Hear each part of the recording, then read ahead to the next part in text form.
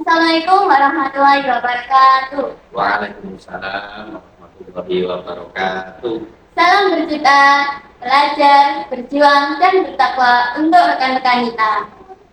Kembali lagi bersama kami di podcast PK IPDU IPBNU MTS Mabul Ma'arif. Hai teman-teman, saya Rizky Konita Akaila, saya bisa dipanggil Akaila, saya siswi kelas 7 MTS Mabul Ma'arif. Saya selaku host dan di samping saya ada Bapak Khairul Faizin selaku narasumber. Assalamualaikum Bapak. Waalaikumsalam warahmatullahi wabarakatuh. Apa kabar hari ini? Alhamdulillah sehat tapi agak lapar ya. Sama. Iya. Rekan-rekan kita, podcast kali ini adalah spesial Ramadan. Nah, teman-teman, tentunya kalian sering melihat orang berbagi takjil. Apa sih tujuannya berbagi takjil? Banyak orang yang berbagi takjil di akhir Ramadan. Apa nih pendapat kalian? Mari kita bahas bersama narasumber kami hari ini. Menurut Bapak, bagaimana sih penjelasan Bapak terkait makna takjil? Nah, kalau dilihat dari konteks bahasa, takjil itu kan dimaknai sebagai mendahulukan atau mempercepat berbuka puasa. Jadi kita segera membatalkan puasa kita, entah itu dengan seteguk air atau sejumput kurma. Itu yang dinamakan takjil. Istilahnya takjil itu kita mempercepat atau bergegas untuk berbuka puasa. Nah, dari yang Pak sampaikan tadi, fadilah berbagi takjil itu sebetulnya sangat luar biasa. Itu ada sebuah riwayat dari Imam Tirmidzi yang artinya demikian. Orang yang memberikan makan bagi orang puasa itu mendapatkan pahala sebagaimana orang yang berpuasa tanpa mengurangi sedikit pun pahala orang yang berpuasa. Itu satu. Kemudian ada lagi sebuah makalah ya hadis juga, al-yadul ulya khairun min yadis sufla. Karena memang takjil itu kita artikan sebagai sedekah, sebagai memberi makan kepada orang yang berpuasa, itu juga termasuk bagian dari sedekah terhadap orang yang tidak puasa. Jadi istilahnya sama-sama memberi. Nah, di sini memberi itu diibaratkan tangan di atas. Aliyadul mulia khairun min yadis sufla, lebih baik daripada tangan di bawah. Artinya orang yang meminta. Jadi fadilahnya itu sangat luar biasa. Pertama mendapatkan fadilah orang yang bersedekah, memberi tadi. Kemudian yang kedua, orang yang membagikan takjil itu mendapatkan pahala sebagaimana pahala orang yang berpuasa yang diberi takjil. Itu terkait fadilah. Selanjutnya agak kompleks sih pembicaraan terkait takjil sebetulnya. Ketika kita lihat fenomena-fenomena yang ada di zaman sekarang ini, ya, di pinggir-pinggir jalan banyak sekali orang-orang itu baik dari komunitas, instansi atau apa itu banyak sekali membagi-bagikan takjil. Biasanya itu terjadi ketika rata-rata sepengalaman saya itu ada di 17 Ramadan ke atas. Itu biasanya berlomba-lomba untuk berbagi takjil. Itu. Jadi untuk pertanyaan pertama terkait fadilah orang yang memberikan takjil itu apa? Ya tadi. Ya. Manfaat dari bagi-bagi takjil? Oh, banyak sekali. Kalau kita berbicara tentang fadilah itu kan sebetulnya juga mencakup tentang manfaat. Ya manfaatnya satu, kita bisa memberikan makan orang yang lapar setelah seharian nggak makan ya. Nah, ini saya saja yang belum setengah hari ya, dari subuh tadi sampai sekarang itu sudah lapar. apalagi nanti sampai nunggu maghrib pasti lapar. Nah, manfaat dari berbagi takjil ya kita di satu, kita sebagaimana fadilah orang yang memberikan takjil mendapatkan pahala seperti orang yang berpuasa. Yang kedua, kita mendapatkan keutamaan dari memberi, kebaikan, lebih baiknya memberi daripada meminta. Itu kan kita ada unsur sosial yang luar biasa. Ketika kita merasakan lapar, kita bisa memberikan makan kepada orang yang lapar. Betapa bahagianya orang yang kita kasih, yang kita beri. Kemudian lagi, orang yang kita beri dengan keadaan yang lapar, ketika merasa butuh dan kita pedulikan, kita beri, tidak menutup kemungkinan mereka juga akan mendoakan doa-doa yang baik kepada kita. Itu kembali lagi kepada kita. Itu termasuk manfaat dari berbagi takjil. Itu ya guys, manfaat-manfaatnya.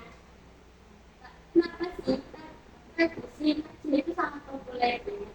Seperti Instagram, TikTok, Twitter, Facebook. Ya, karena kita kembali lagi, pertama kita melihat adanya informasi keagamaan seperti hadis yang sudah saya sebutkan tadi, riwayat dari Tirmidzi, itu merupakan hadis hasan sahih, Mbak, untuk istilahnya Imam Tirmidzi. Jadi hadis tersebut itu bisa jadi sebagian ulama mengatakan hasan, sebagian ulama mengatakan sahih.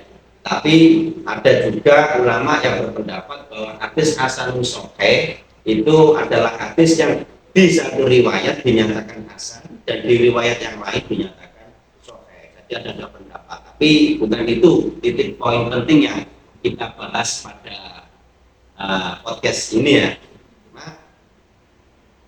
Terkait fadilah, tadi ada anjuran dari agama bahwa kita itu diiming-iming, sebetulnya agama itu mengiming-imingkan barang siapa yang mau memberikan menu buka puasa atau takjil tadi kepada orang yang berpuasa akan diberikan pahala layaknya orang yang diberi, yang tanda kutip puasa ya. Lalu bagaimana ini akan jadi masalah? Akan jadi masalah ketika kita berbagi takjil di pinggir-pinggir jalan, kita hanya memberikan orang yang lewat, kita tidak tahu. Kita tidak tahu apakah, ya bukan, mohon maaf, ini bukan skeptis atau meragukan ya, apakah dia itu yang berpuasa atau tidak, kan tidak tahu. Toh berbagi takjil itu kalau di tepi jalan itu kan juga pertama, di samping sasarannya tadi tidak bisa mengena secara sempurna, juga bisa mengganggu lalu lalang kendaraan yang ada di jalan.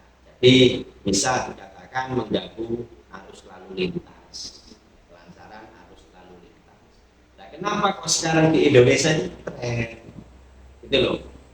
Iya, saya itu belum menjumpai di negara-negara lain seketren di Indonesia ya, berbagi takjil seketren di Indonesia, karena ya tadi banyak sekali dari instansi, kelompok, lembaga, banyak sekali yang berlomba-lomba untuk berbagi takjil, baik mulai dari snack, jajanan, terus hanya sekedar minuman-minuman kecil, ale-ale, teh pucuk dan sebagainya, atau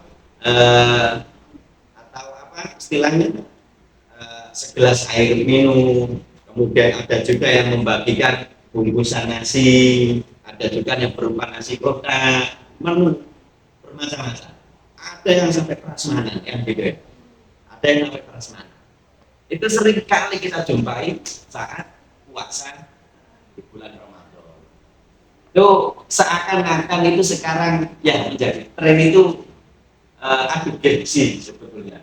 Mohon maaf ini pendapat pribadi saja, karena mungkin seperti katakanlah sebuah lembaga, di lembaga yang satu itu aja bisa bagi-bagi takjil untuk mendorong ke apa istilahnya ketenaran, ya, mendorong biar dikenal banyak orang, keluar kita bagi-bagi takjil. Akhirnya lembaga satunya kan, loh kalau sana bisa kita harus bisa, akhirnya jadi ajang perlombaan.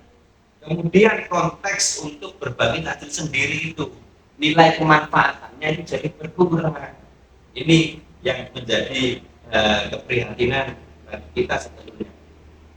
Ketika kita mengacu pada teori prososialnya Adler, itu kalau kita sudah baca nanti besok ketika waktu kuliah saya juga akan mempelajari teori-teori sosial, insya Allah ada teori Adler yang mengatakan bentuk kepedulian sosial itu tidak sepenuhnya berangkat dari kepedulian sosial sebetulnya, tapi hanya untuk apa istilahnya mendobrak ketenaran kita seberapa bisa dikenal di halayak umum. Itu sebetulnya. Jadi ya itu. Maka ini adalah sebuah masalah bagi kita. Teman-teman kita yang berbagi takjil di tepi-tepi jalan dan di tempat-tempat yang ramai sehingga mengganggu arus lalu lintas. Itu kita pertanyakan tujuan utamanya itu apa? Kalau memang tujuan utamanya kita untuk berbagi, bersedekah, kemudian memberikan takjil sesuai tuntunan agama, ya kita harus melihat seberapa kemanfaatan yang kita lakukan. Nah, untuk seperti itu kan bisa sangat lebih manfaat ketika kita memberikan takjil itu langsung kita cari tempat-tempat yang sekiranya dijadikan titik pusat orang-orang muslim saat berbuka, misalkan masjid, ya, musola. Orang yang datang ke masjid itu tujuannya apa? Sholat kan? Sholat. Nah, sebelum sholat, karena perintah umat Islam, kita ketika puasa itu disuruh untuk menyegerakan berbuka. Paling tidak ada seteguk air atau secuil kurma, kita sediakan di sana. Itu justru lebih bermanfaat. Dan sudah jelas orang yang kita beri itu puasa daripada di jalan-jalan ya. Di jalan-jalan kan tidak tentu laki-laki perempuan ada masakan. Ya jangan-jangan pas waktu ini sebetulnya tidak apa-apa karena memang tujuan sasaran di dalam hadis yang sudah saya sebutkan tadi Imam Tirmidzi itu tidak ada batasan. Kita memberikan kepada siapa saja itu bebas, baik itu orang yang berpuasa atau yang tidak, laki-laki perempuan, karena konteksnya memberi ya gitu.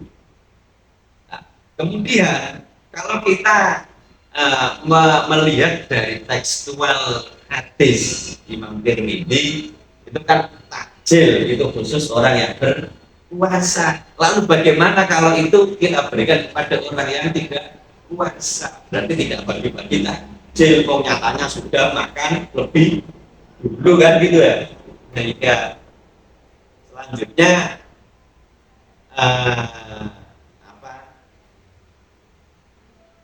tadi bisa di masjid-masjid ya. Kemudian tempat lain yang mungkin bisa langsung didatangi, kemudian kita kasih lembaga-lembaga yang menaungi anak yatim, janda-janda tua yang sudah tidak ada yang ngurusi kan gitu, langsung didatangi, dikasih takjil. Betapa senangnya gitu mereka karena membutuhkan itu. Banter Pak, banter. Nah, begitu ya Pak. Berarti itu ya Pak, konteksnya kenapa tadi kita sama populer di medsos. Ya.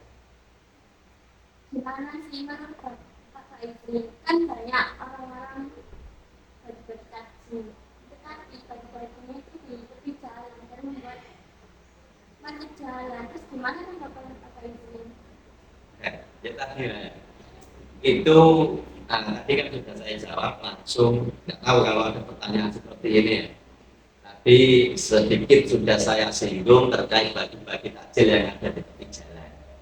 Sebetulnya dari sisi sosial oke lah, kita katakan kita sebagai kepedulian kita kepada orang yang berpuasa, kita kasih takjil meskipun di tepi-tepi jalan. Tetapi kalau melihat dari sisi kemanfaatan dan ketepatan sasaran orang yang kita kasih itu jauh lebih tepat apabila takjil itu kita bagikan langsung kepada orang yang nyatanya tak puasa dan lebih membutuhkan. Itu toh nanti memang kita sama-sama memberi, kita dapat pahala dari orang yang dari pemberian kita, karena konteksnya ini kita takjil, kita lebih baik di masjid-masjid, musola-musola, titik pusat orang-orang Islam untuk sholat, kemudian di lembaga-lembaga yang menaungi fakir miskin kita bagikan ke sana, itu justru lebih bermanfaat. Jadi istilahnya bagi-bagi takjil itu bukan lagi sekedar tren, tapi jadi keren jika tepat sasaran. Lagian kalau bagi-bagi takjil, wong kita mengutamakan memberi. Kalau kita berpikir ke belakang gitu kan, pemberian itu selayaknya itu kan diberikan kepada 8 golongan. Nah, kalau kita memberikan di jalan-jalan, bahkan saya itu seringkali melihat orang yang pakai motor mewah, NMAX, PCE, ini bukan promosi Pak ya. Kemudian ada Ninja, itu semuanya dikasih semua. Padahal mereka sebetulnya untuk mendapatkan atau membeli sekedar takjil, alih-alih sama snack ringan, tak atau apa itu kan, dan lain-lain, itu sangat bisa ya. Gitu. Jadi untuk sasarannya sendiri ya kurang tepat gitu. Itu kalau menurut saya. Bapak izinkan kan jadi bilang 8 penerima apa? Nah, ditanyakan si Banter. Apa sih Pak 8 golongan itu?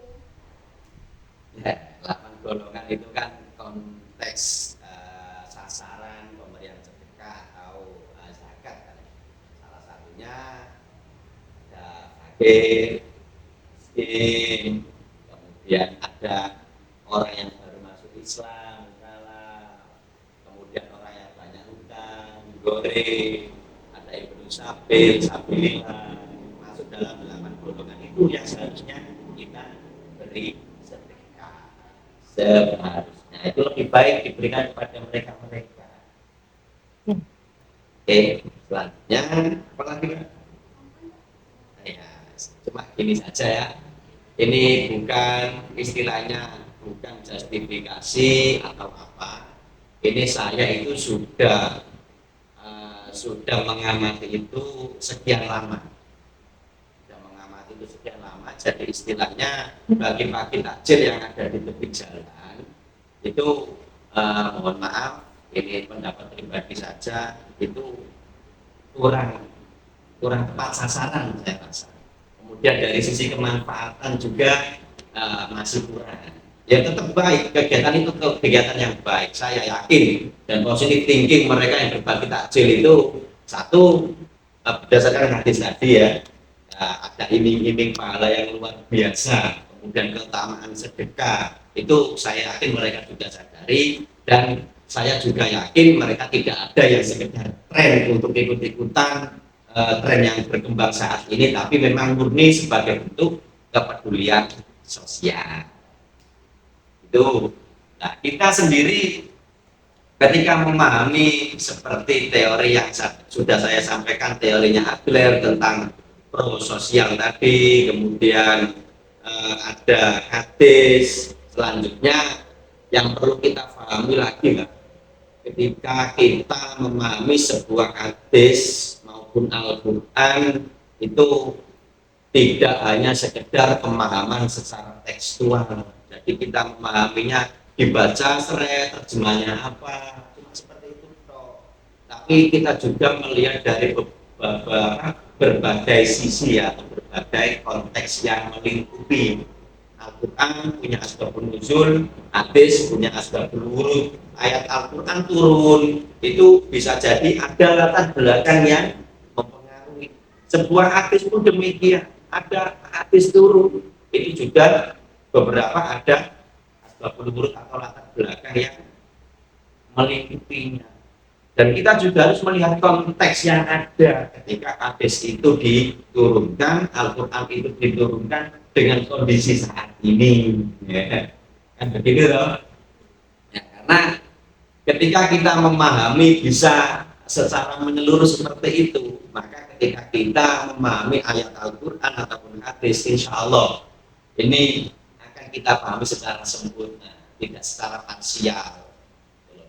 Jadi tidak menimbulkan salah tafsir. Jadi pemahaman seperti tadi,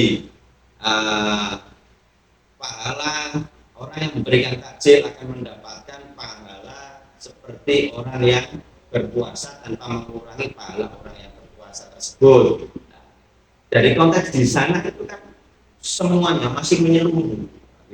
Kita lihat lagi, kita berikan gimana, sisi kemanfaatnya yang seperti apa.